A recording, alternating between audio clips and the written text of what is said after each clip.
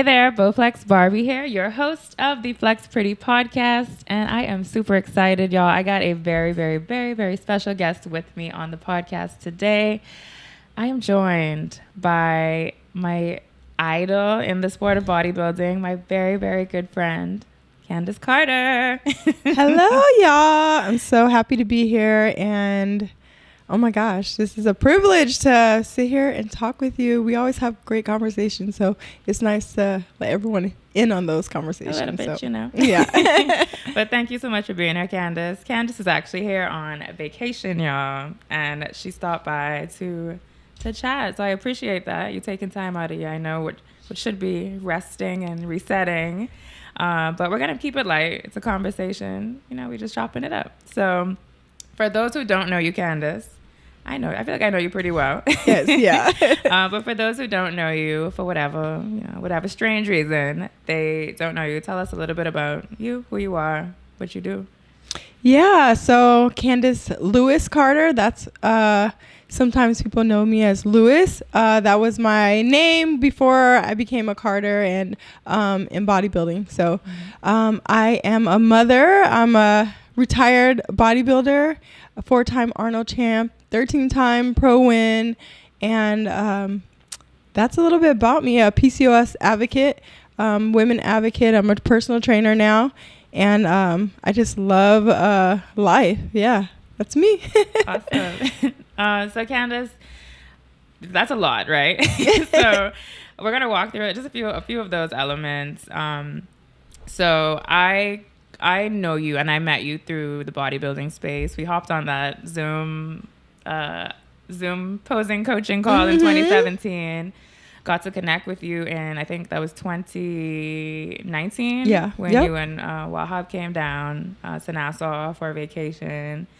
We ended up trying to visit y'all in Houston the following year, but the pandemic happened. And then we finally got to connect last year. We connected twice last year in Vegas, and then we came to you guys in Houston. Right. Yeah. And now you're back in the Bahamas. Yeah. But this time, in comparison to 2019? Yeah, yes. 2019, you got an addition to the family. Yes, baby brew.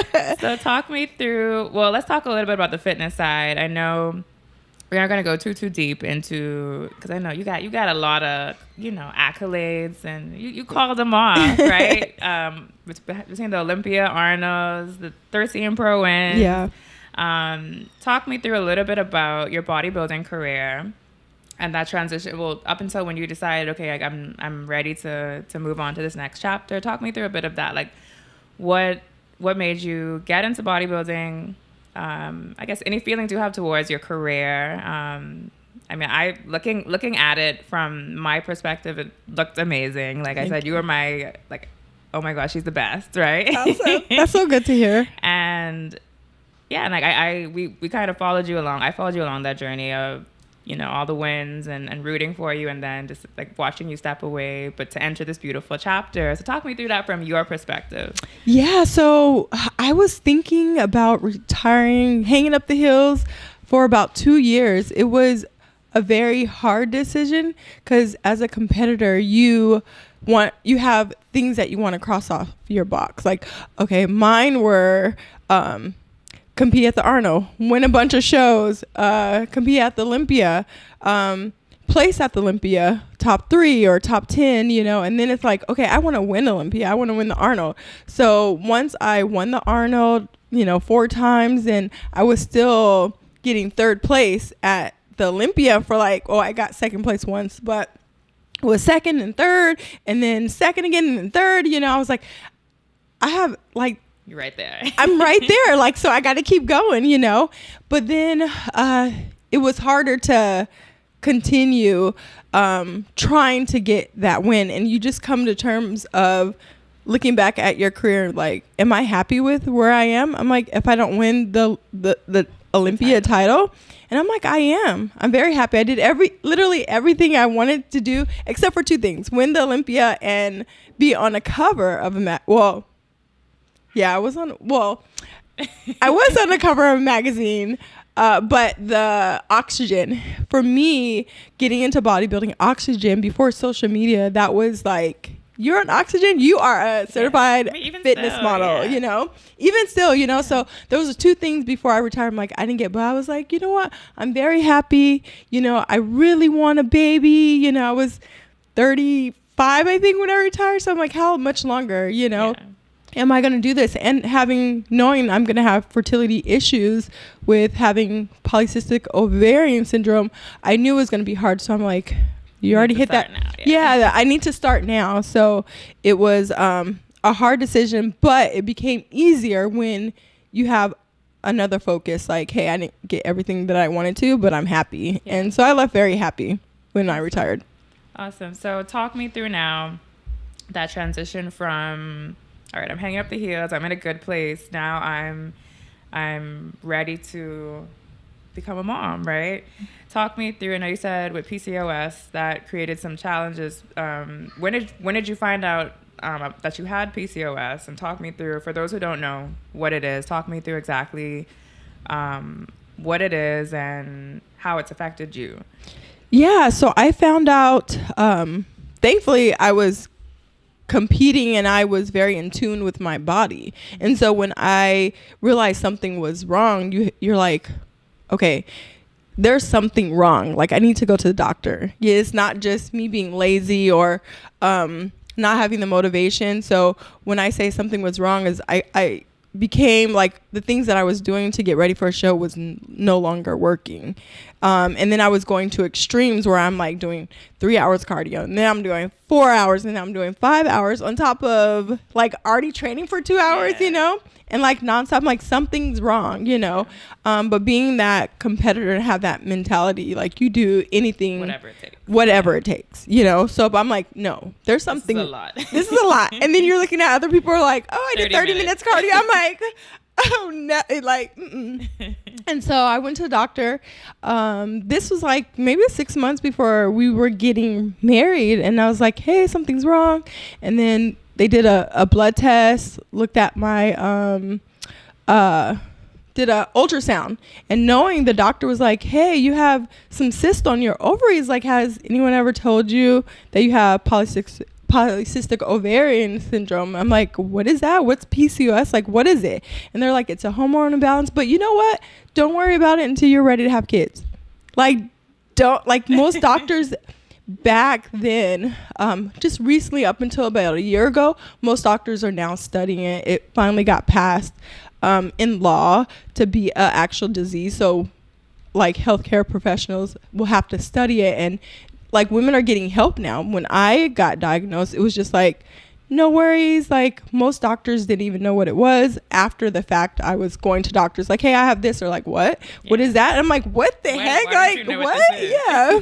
You know, and then so that allowed me to do my own research, get involved, because it was, I mean, the countless of doctors that I would see was so heartbreaking. I'm like, how are women dealing with this? Like, it's not fair, you know. It's so heartbreaking. So I wanted to be advocated for myself and others. But that's, once I got diagnosed, it was a blessing to get diagnosed, because if I didn't, I would think something was wrong and doctors not believe me. It would be like so hard. So I had to have a hard talk with Wahab, like, hey, we might not be able to have children, you know, this is, you know. He's like, fine, you know, like, I'm whatever, don't worry about it, you know, which brought me a lot of comfort. It wasn't something where he's like, oh, you can't have kids, like, we can't get married, you know. So it was a blessing to be with someone like that. So once I got diagnosed with that, it was really hard. So I knew I wanted to retire in a couple years because of that.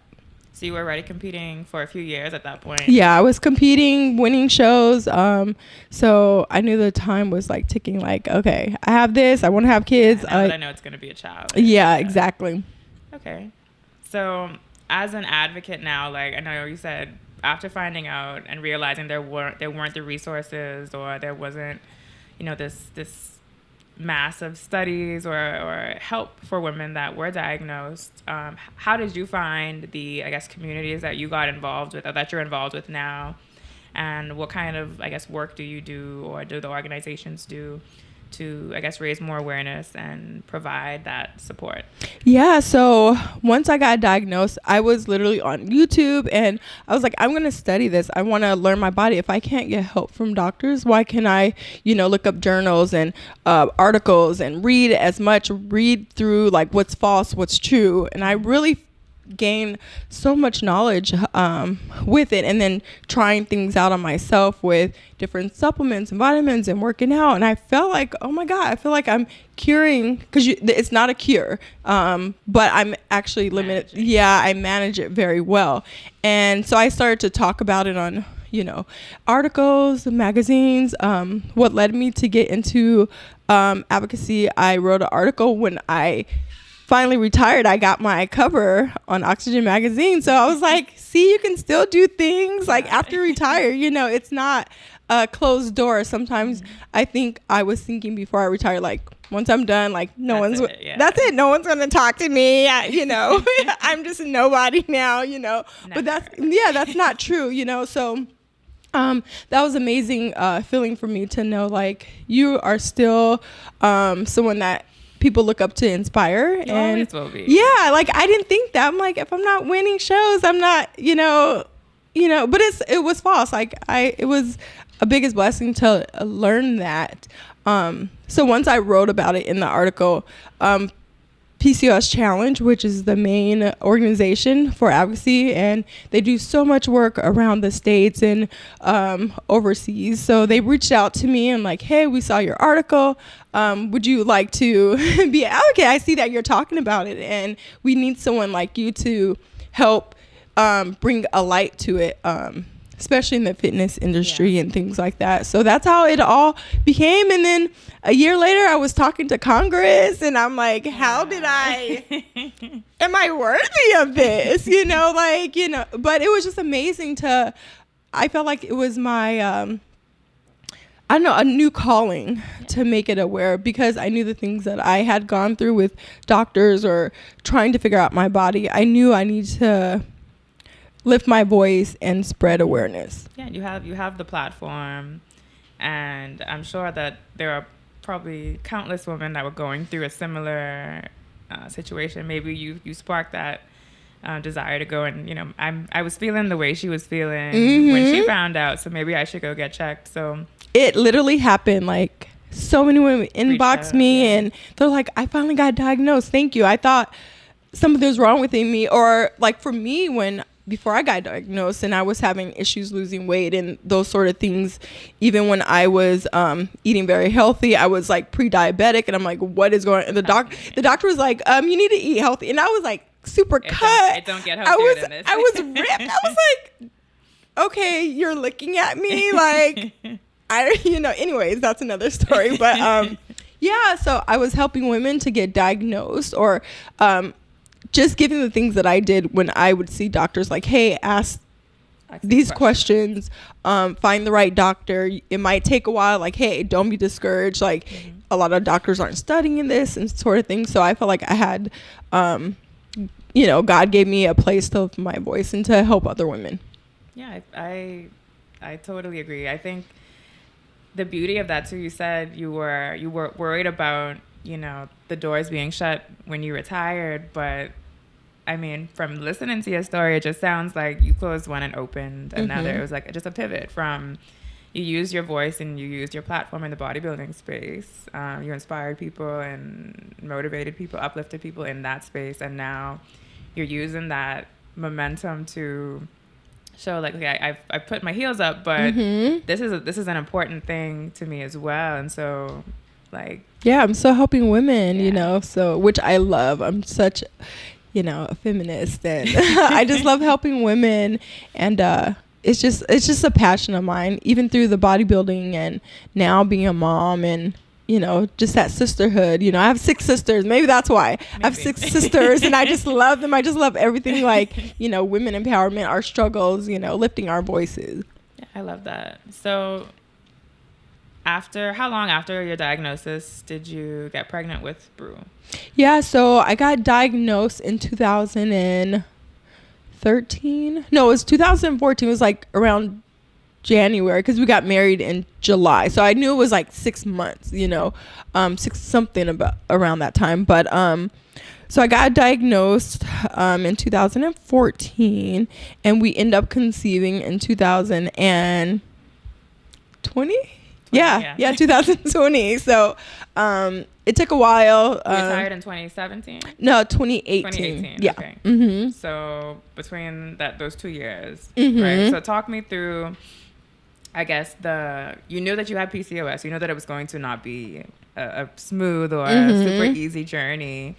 Talk me through, I guess, what was your mindset going into, okay, and how did that, I guess, as much as you want to share, how did that conversation with Wahab go? Like when you guys decided, okay, this is what we're going to do, or this is now the plan going forward, how did that go? Yeah, so it was, for me, I already had a plan since I already had a plan. Yeah, I already knew. So when I got diagnosed, I was studying and I was reading journals and articles. So I knew, like, most of women with PCOS, there's a factor with getting pregnant is because your hormones are out of balance. Mm-hmm. Sometimes you have a higher testosterone and other things that are going on. So I knew I had to balance my hormones. So I was already, or you don't ovulate, So I knew in order to have a child, I had to balance my hormones with supplements, and I had to try to ovulate on my own, which was my issue. Everyone has different issues. Polycystic ovarian syndrome is very individualized. So one thing that could work for me may not work for someone else. But typically with getting pregnant is because you're not ovulating, because your hormones are out of whack. So I knew I had to ovulate, and what do I have to take to ovulate? I knew the medication. I already had a plan. So I'm like, I went to the doctor, like, can you give me this? I need this. And let's see what works. So I knew I had to track my ovulation. I knew everything. So I had a plan. So to have the conversation with Wahab was pretty easy because I had a plan. I was already studying it. So I felt hopeful. I knew what to do. With other women not knowing they have PCOS or not knowing what to do. What their challenges what their challenges are. I know the main thing was staying active. Like if you're carb resistant as well. So I knew I had to lower my carbs to balance my hormones. I knew I had to stay active. Even if I wasn't working out for a competition, I had to at least walk like 30 minutes a day. With PCOS, working out is like, I don't want to say a cure, but it will solve a lot of problems because it's going to balance a lot of your hormones and regulate your blood pressure. What else? Just so many things with resisting the carbs, because you're going to be pre-diabetic, so you have to really balance your blood sugar.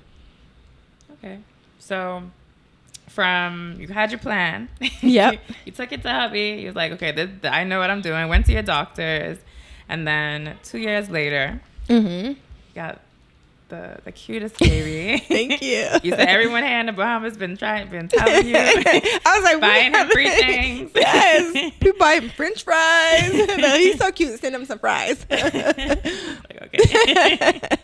But so now you have this. I mean, he is just the cutest and the sweetest, the calmest and chillest.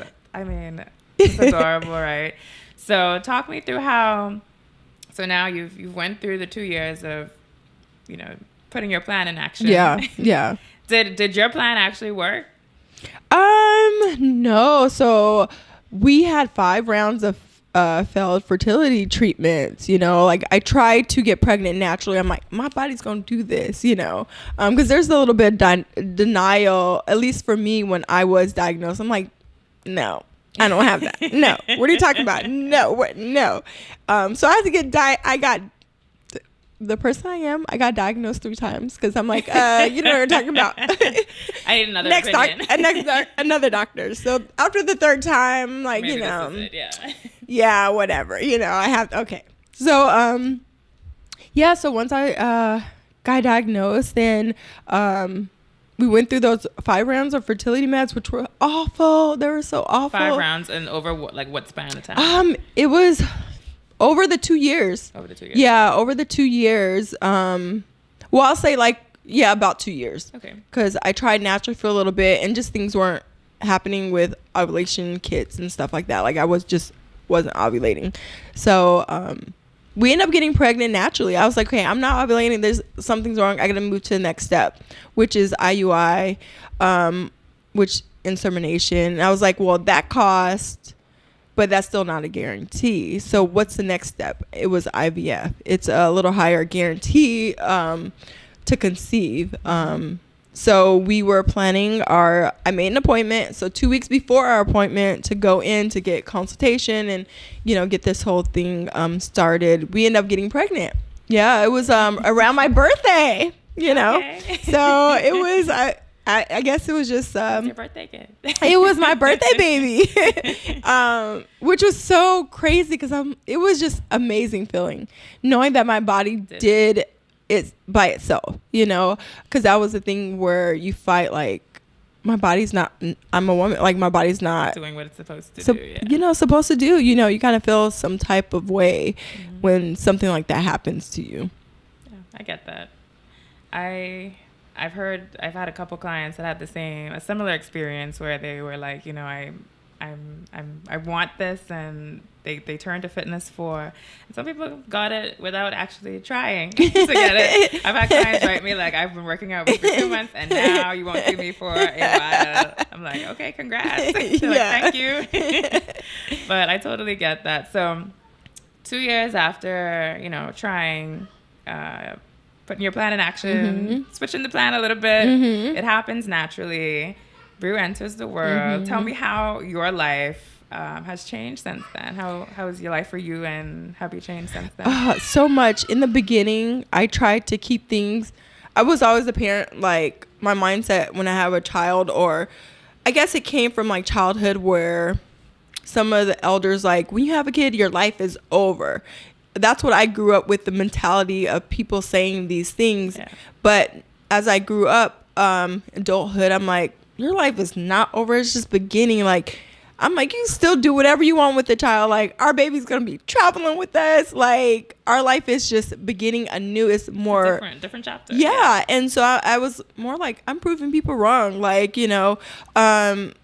so in the beginning, I'm like, nothing's going to change. We're still, and so I try to still work. I was doing all these brand deals, with the postpartum depression and just everything. It was too overwhelming. Yeah. So I had to say, you have to stop. I had this whole little breakdown while I was traveling and stuff, and Brew wasn't sleeping at night and I was nursing. It was just a thing. Yeah, you have to take back like, okay, my plan didn't work. You can't continue doing everything you want to do. Yeah. Not right away, maybe. Exactly. Not right away. So I had to step away from brand deals. I'm like, I just need to be in this moment for myself and just be, quit the social media, because it was work for me. It was like a job. And so I'm like, I have to back away of everything. And that really helped to just be in the moment, and knowing that you have to slow down for a little bit. And then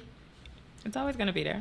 It's always going to be there. And then after that, once my hormones balanced from the postpartum, I was able to work. And then even now, I really love being a mom. So I just like, whatever Brew wants to do, like that's what we're doing. But we're still like traveling with him. He's been on like 8 flights. Like, that's more than some grown people. He's going to be 2. Like in the year, he's been on so many flights. He finally got his passport. So we're now back to doing certain things. So with me, my brand deals are with like Motherhood, like boppy pillows, baby bottles, like Motherhood. I'm like, I may not be completely into the fitness thing, but I'm like more transitioning to like still doing the fitness thing, but now lifestyle. Yeah. Now lifestyle, motherhood, and I really enjoy those things. I really love doing things with him. I do enjoy seeing that too. Like from my perspective, you act like you said. A lot of people tell me all the time, like, "Oh, wait till you have kids. Like, your life is going to be a complete 360, and you're not going to be able to do all of these things that you're doing." And I'm like, well, let me show you, Candice. Yeah, you can. Everyone's like, your life is your life. And, I learned looking at other people's lives or people telling you can't do certain things. I'm like, you may not be able to do it, but that's your story. We over here, Brew, I feel like your kids choose their parents. Like, I really believe, like, when you bring a child into this life, they choose you. So whatever you're doing, you're still doing, and your kids are doing that with you, you know? So, and he, like you said, he's so chill. He's he's with it, you know? Perfect balance of, like, exciting, but not, like, overly, you know, like, good. He's good. He's so chill. I'm like, everyone, yeah. Can I duplicate you? Yeah, exactly. I'm like, oh my God, hopefully our next one is just like Brew. I love that. So now like you said, your brand deals, your work is now pivoted to fitness as a lifestyle. And mommy, so how has that been, like, working with the brands that you have been in that space? Yeah, it's great. It's because it's something that I was already doing as far as brand deals. So I already know what to do. We just do it together with Brew and I. How was Brew? How was his? I mean, I know he's charismatic. I saw him earlier taking his pictures, so I know he's not shy. Yeah. Does he love? Like, he loves the. He just, I don't know, this kid. Anything you do. Yeah, like, this kid just I don't know. He just does certain thing. Like, we work with this company, Else Baby Food. And they're like, oh my God, we love him. And, like, he was barely talking. He was like maybe 6 months or something like that, 8 months. But, like, he was eating it, and we were, like, learning things. But he ate it. He was like, good. I didn't even teach him to say it in the moment, you know. It's just through, like, you know, feeding him on a daily basis. Like, ooh, this is good. Yeah, these veggies are good. You know, you like this. And I was like, that's a wrap. Like, and they love that little scene. So he's great. He's my love. So I know we talked about it a bit earlier about, you know, transitioning from retiring to now growing your family. And I had someone on the podcast a few weeks ago. She was a Olympian swimmer. And she talked about how she knew she was going to Olympics since the age of 10. And she made her Olympic debut at 18. Or 8 years old, actually, she knew, and she made her debut at 18. So 10 years of preparation and training. She went once. She wanted to go back, but had an injury, only made it to that one. She was the first Bahamian woman to go as well. And she talked about just the struggle of when she finished college, had maybe 2 more years of college, finished, and had to retire. And she said, you know, when she came home, it was a struggle because she was so wrapped up in her identity as a swimmer. She was since the age of 8, she was training for this specific goal of going to the Olympics. She went and wanted to go back but couldn't. So she was like, it was really hard to transition back, like, or to get into real life now and go and get another career outside of swimming. And so I'm curious to know, did you feel anything similar to that, like, when you decided, you know, I'm stepping away from the stage and transitioning into this next phase of my life? Was there, like, did you find it hard to, like, watch shows or follow the sport, or, like, how was that for you? Yeah, the transition was hard because there is an identity crisis. You're just like, okay, you just wake up and you're retired. You're like, what do I do? You know, I think preparing to be a mother kind of helped me in that distract. Yeah, it definitely distract because I'm like, okay, I can do this. And this is my main focus. Like, I have something else I can. Yeah, and I was focusing on it like too much because I was like obsessed with getting. Yeah, I was just like a little crazy because, like, I think a little bit of it is feeding my distracting of, like, what am I gonna do? But before I got into bodybuilding, I love, like, skincare and makeup and things like that. So I am an esthetician as well, so I still hold my So I learned something new today. Yeah. So before I got in bodybuilding, that was like my main thing. Okay. I was like, I'm an esthetician. I love that. Beauty and fitness, like, that's why I named my username iCandy Fit Beauty. Is because, like, I love fitness. Fitness and beauty. And so I knew, well, bodybuilding took me away from that because yeah, I couldn't do both. And I tried to do both for a long time, but it just was not working. So I knew I wanted to find myself back to that. But because I was gone so long, it's been like, I don't know how many years. It's never too late. You're right. And I'm learning that. And so I am learning that. So I finally got my license transferred to Houston. He was talking to me. Okay.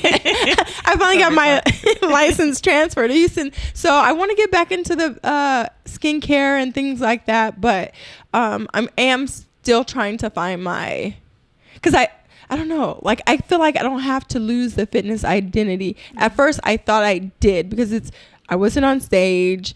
Like people came to me and looked for that fitness motivation, but I'm not that. But that's what my thinking was. I think we're so hard on ourselves. And like when you say things like, oh, you're my idol, you're so art, like I'm like, really? Oh, thank you. Like I didn't, I just feel, I don't know. I guess I'm just hard, like, no one likes it. Like I'm not that anymore. But the thing is, like, you can never lose that, So I am learning that. And so with stopping, it was definitely hard to watch shows in the beginning. So that's when I got heavily into training other competitors, and that fed my adrenaline for the stage, or helping others pose and train. So after about maybe a year or so, I'm like, I'm good. Like I can still watch the shows. I'm happy. It took me a while to watch the Olympian, like, man, I know I could be up there. I could be beat. I'd be killing it. Let me come back. So I did plan to come back. Most people were hearing rumors, and I dropped the little hints online for a little bit in our process of trying to conceive, because it was so hard.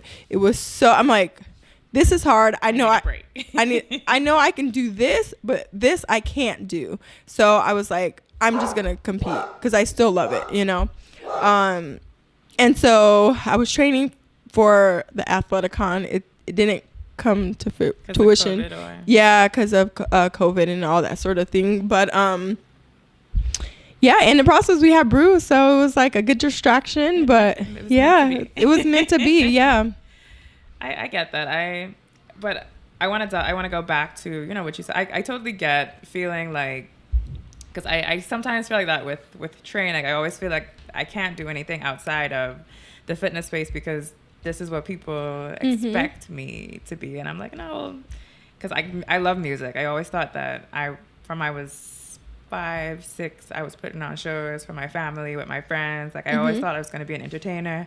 And so for a long time, like it took Ethan, when I met Ethan, it took him really pushing me to get back into like singing and involved in music. And I'm still not super, but I think it's more of a time thing now. But for a long time, I was like, nobody knows me for this. So why would, everyone's going to be like, what are you doing? Yeah. The reality is like, it's who you are. Like you love beauty. You can love multiple things. Yes. And it doesn't take away or discount anything else. And for me, like watching you in the fitness space as a competitor was inspiring, but also watching you as a mom is inspiring. And I think that's true for so many women, because they're either in the position that I'm in, where they're in the bodybuilding space and they aspire to get to the level that you left the sport at, and maybe they aspire also to one day be a mom, or maybe they're one of those things, but you speak to both of them, so I think it's just now adding to your stack of great things that people can gain inspiration from. And I don't think there's any, and now when you step out in the game doing your beauty thing, exactly, right? And I think that's also going to show women especially that you don't have to be boxed in. Like, if there's something that you really want to do, like, do it. And that's something I had to learn from just other people. Like I look for you at fitness, and now I look for you as a mother. Like, I'm a new mom, and PCOS. Like, you don't have to be just one thing. And I'm glad I learned that, because it was holding me back to explore other things, or just taking that leap and knowing that you can do other things. You don't only have to do this, and you can do multiple things. Because when I was in bodybuilding, I only felt like I could only do this one thing to be great. you know. Do you feel like because bodybuilding, and it's funny, I spoke with someone on a podcast earlier today, my friend she's relatively new to the sport. She does bikini. She talked about how when she got into the fitness, like just as a lifestyle, she became obsessed, right? That's a word that I hear a lot in like fitness and bodybuilding, that you almost have to be. And I tell people, like, you have to be have that a little bit of an obsessive personality to really, really do it. And like, people are like, what do you mean? I'm like, I think you have to be slightly obsessed. Yeah, I agree. But so I feel like, especially with bodybuilding, I feel like you have to kind of go in tunnel vision, right? And so you block out, or that creates the space for you to block out a lot of other things. I know I experience it. It's very hard for me to juggle multiple things while getting ready for it. I try, but something is going to suffer a little bit, you know? I try to make sure it's not like a huge suffering, but have you found that because you have that nature, and like you said, you go all in, doing whatever it takes, I don't know how you do 4 hours of cardio, but crazy. The 4 hours of cardio, like, I mean, that also doesn't leave much time, right? And much space for anything else. Do you find that was also a part of it? Like the fact that you were so locked into that. So locked in, and things do suffer. So like your marriage could suffer, your relationship. Thank goodness, like Wahab kind of knew what it took to be on stage. He was, you know, he's not a bodybuilder, but he knows what it takes. He's an athlete, you know, professional athlete, and before he retired and things like that. So he allowed me, I don't want to say allowed me to do it, but he understood. Yeah, he understood and helped me through that process, and like wanted me to do it at my best level, and wanted me, like, helping me to do that, and knowing that, you know, like, birthdays or anniversaries, we might not have no cake or wine, and he understood. So that was a blessing to have someone that understood and allow you to live out your dreams, and knowing like it's only a moment of time in our forever marriage, you know. Small window. It's so small, you know. Yeah, we actually met you and Wahab when you was having a delayed birthday. Yep, exactly. So things like that help so much. But yeah, you have to be obsessive to do this. And so when knowing the level that I did it, when people ask me would I do it again, I say no, because I have Brew. Like, Wahab understands. Like, Brew's not going to understand. And even though I see parents and mothers, like a lady told me that. So I was saying, like, no, I'm retired. Like, I want to focus on family. Like, I know the level that I would have to do it. Like, I'm not just going to come in and be like, you know. You're going to halfway do it. Yeah. I can't do it. You know, people are going to be like, oh, she should have stayed off the stage. Like, bye, you know. So, knowing that the level that I would have to do it, like, I wouldn't want to do that to Brew. But a lady was like, you can do anything you put your mind to. Like, this other girl does it. But I'm like, but I know something's suffering. You know, they're like, well, she just had a baby like 8 months ago. I was like, we have no help in Houston. Like, there's no way. Like, I just know, like, I don't know how women do it. And the ones that do it, I'm like, wow. Yeah. They just had a baby like 8 months ago, and they're on the stage, you know? Everyone's story is a bit different too, right? So yeah. There may be a situation where they have the help, right? Or the additional support. I know you have support as well, and then also the desire, right? Like, do I really want to spend these hours away from my baby? Nope. I'm like obsessed with him. Even though I know that he's good, I want to be there. Yeah, I don't want to be tired. Because like I said, the level that I know I would have to train, I would be tired in the morning. I don't want to give him my attitude. Like with Wahab, I can give him my attitude, and he's like, okay, whatever. I know what it is. You know, but I don't give him I want to be like as good as a mother that I can be for him. You know, like right now he's in such a developmental stage, like 0 to 3. Things happen so fast. Yeah, like they're so like soaking up everything. I want to help shape his personality, his life, his, you know, the person he's gonna be. So I want to do that. I don't want like my mother or a caregiver or childcare to develop his personality and shape his life. Like I want to do that. And like, I don't know, for some reason, like he was in childcare for like 5 days a week, and I love his teachers, but they're like, Brew did this today. Brew did this. You know, he does. I'm like, I don't see him do that. Like, I'm missing his life. So we pulled him out of school. He only goes 3 days for, you know, social. I think it's great to be social and things like that. But I just want to be present. You know, I want to be everything that I didn't have as a child, you know, and I really strong believe in that. So, I love that. Yeah. I love that. Is there anything else you want to share? Anything else you want to touch on?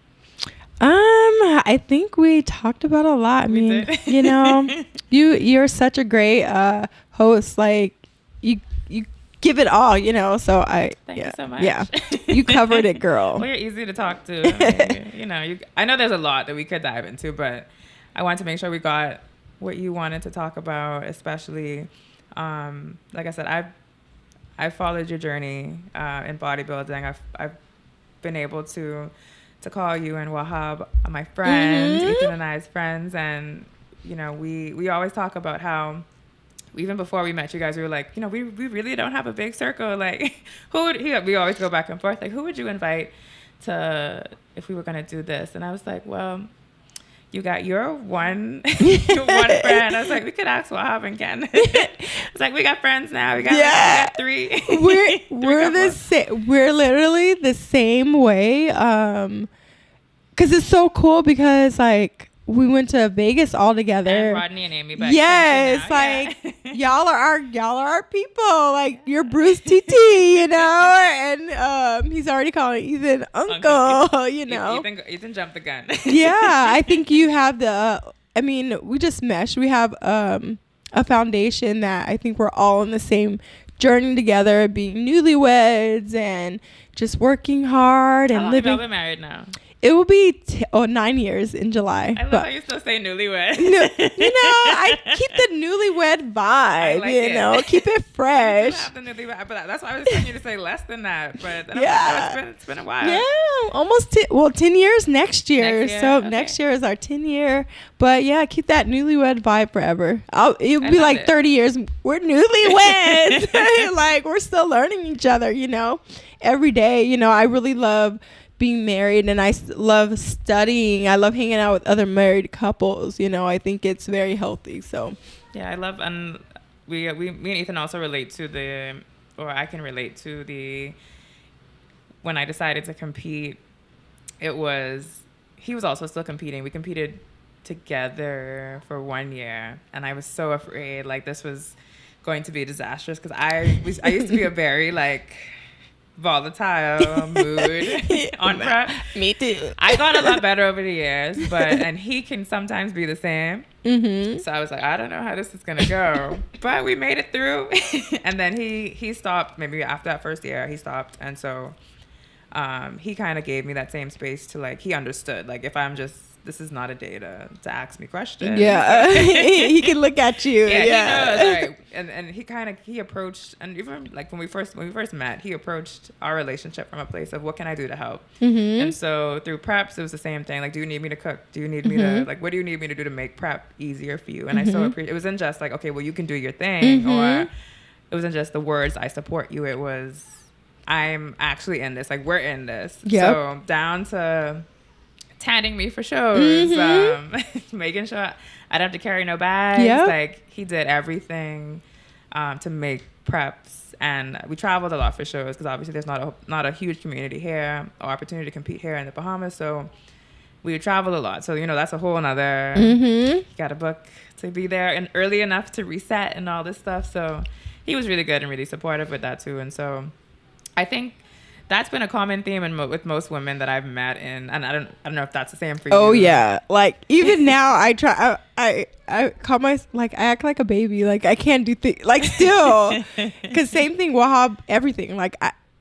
I'll teach him. Like I remember teaching how to cook salmon. Like do it like this, and so I teach him do my fish like this. You got to do this. Don't do this. And now like he cooks the best salmon. I remind him, you cook the best salmon because I showed you, but he cooks it better than me, you know, because I don't have patience. He tweaked the recipe a bit. Yeah. So I think it just helps. And now even the same, I'm like, I can't do anything different because I was so used to having that help and things. Yeah. I'm kind of the same. Yeah. And then sometimes he'd be like, You could do this. I'm like, no, I can't. You know, I just give them the little, I can't do it. What? Or just act like So yeah, I think they love helping us. I think that's why they get along too, you know, because their personalities are the same. So I get that. All right, Candice. All right. I got a fun game for us to play. Very quick. Questions, this or that. Okay. I like to do this at the end. Heels or flats?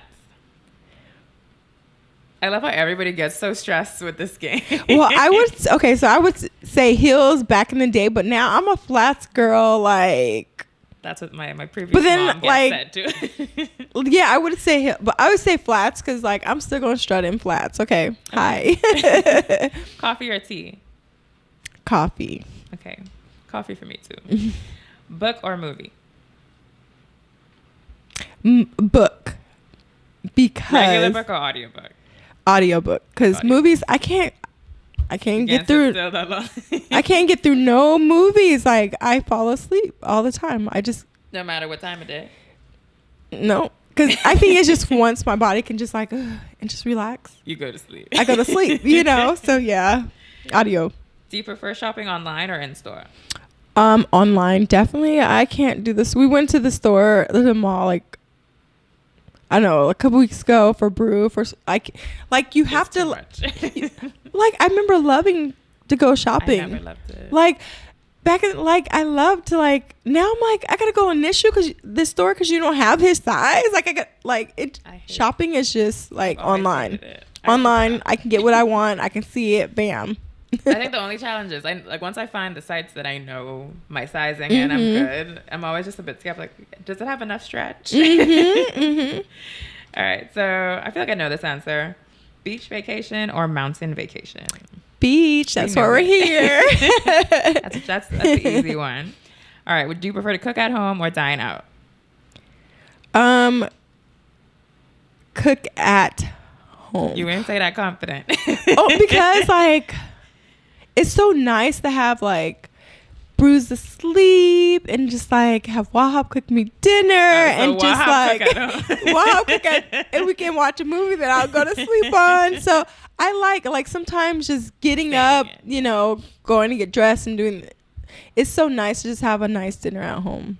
Yeah, or order in. Yeah, I order in a lot. We don't necessarily go out a whole lot. Yeah. Do you prefer sweet or savory? Sweet.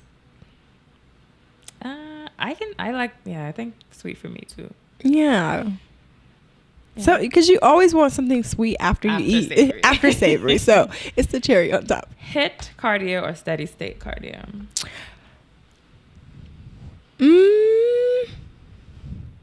Because I'm like... I feel like you're going to say HIIT. I'm thinking like two brains. Like... Depends on when. What I used to like what am I doing now. cardio for? So I would say HIIT now because you can get short time in and out. Like most of my workouts are like 30 minutes, 45 minutes. Like, you know. In and out. Yeah, it's working. Okay. I think I prefer steady state. I don't like gasping. Yeah. I like that feeling because like. Sometimes. I like the feeling because I'm like.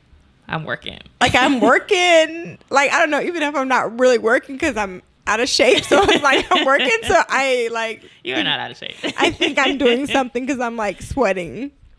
Well, that gym, you have me training in Candice. You can sweat when you walk in. That's true. Well, in the summer at least. That was my experience. No, that's true. I sweat when I train clients. I'm like, this is my workout. I feel nice. I'm like, group sweat. I feel good though. All right, Candice. So thank you so much again for coming on the podcast, taking time out of your precious vacation to chat with me. I want you to, before we close out, one piece of advice, if you could give anyone listening, any woman especially listening, doesn't have to be related to fitness or motherhood, any piece of advice that you want to give them, what would that be? I would say something that I learned through this, just like motherhood, and I wish I would have learned it earlier, but you don't have to always be busy. You know, I feel like so much stuff like on social media, everyone's doing this, doing that, and it's like this world of busy. And I love being busy and I love doing things, but sometimes like when you're not busy, just be like, this is time where I'm not busy and it's okay. And I would feel like, no, it's not okay. Like, I'm not busy. Like, I'm not doing anything. Like, something's wrong. But I had to learn, like, it's nice because that season is you're only probably not going to be busy and doing things for like a little bit. So take that opportunity, because like once I start to be busy, I'm like, oh no, like it's too much. I wish I had a break, And so that's why we love vacationing a lot, because that's our time to like not be busy. Yeah, so unplug a bit. Yeah, my advice would be just soak in the stillness. Like, stillness is great. Sometimes you need stillness to come back into your body or your peace, or plan something new. Like, being still is a blessing, and just know like it's okay to be not busy, and that time is probably set there for you to just relax a little bit and look around and see the things that you're blessed with. Just to take in life, it's beautiful. Take a deep breath and blow it out. Woosah, do some yoga. Like, it was hard for me to not be busy, because I felt like there was something wrong. Mm-hmm. But now I've learned, and my advice would be, like, when you have that moment where you feel like your life is still, just take it. Embrace it. Yeah, embrace it. Just, embrace it. I'm learning that. Yeah, embrace it. Yeah, it's so nice. Like, I'm so glad I learned that now, because it was driving me crazy. Like, have grace for yourself and just take it in. Like, just say it's my vacation for a week or whatever is in my head. Even if you don't go nowhere. Exactly. So my advice would be, we have a special guest. Hi, Brew. Hi, Brew. You're going to tell me hi in the mic? Can you say Bahamas? Bahamas. Bahamas. Bahamas. Bahamas. Bahamas. Are you having fun? Bahamas. Yeah. Bahamas. I love it. Bahamas. You're going to be saying Bahamas all the way home. Bahamas. Thank you. Bahamas. Yes, he's gonna remind us, like, we gotta go back. We gotta go back to Bahamas. Yeah, we're gonna have to make Bahamas our residency. We're gonna have you back on the podcast. Yeah. Bahamas. Yeah, that means we need to buy a place in Bahamas. I agree. Thank you so much. Yeah. Before we close out, Candice, where can people find you? I want you to look into your camera. Okay. Tell people where they can find you, follow you, connect with you. Yes, you can connect with me. You can follow me and connect with me mainly on Instagram. My handle is iCandyFitBeauty, and I really love like connecting with people. Like, you don't know who you ever like. The people you connect with can be friends. Like we connected with you guys. What you want to say, Boo? Where can they find you at? Brew got an Instagram too? Oh, okay. This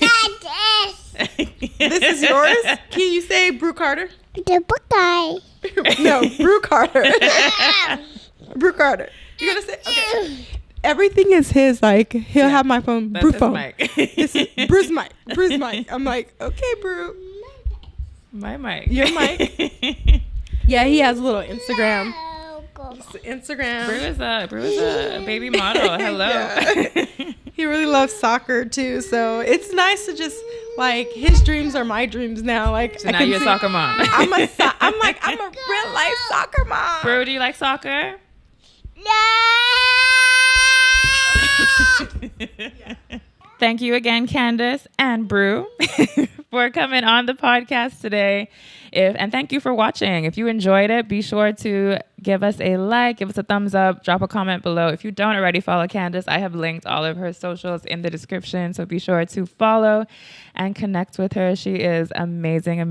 And, if you want to get your fitness inspiration, your motherhood, get more insight on PCOS as well and her beauty stuff that's coming soon. I'm going to hold her accountable to that. Yeah. She's putting the beauty element back in rotation, hopefully soon. I'm looking forward to that. So we're going to hold her accountable. So write a comment below. We're looking out for it, okay? But thank you so much for tuning in. Thank you again, Candice. And we'll see you guys next time. Bye. You telling me bye? High five. Hey.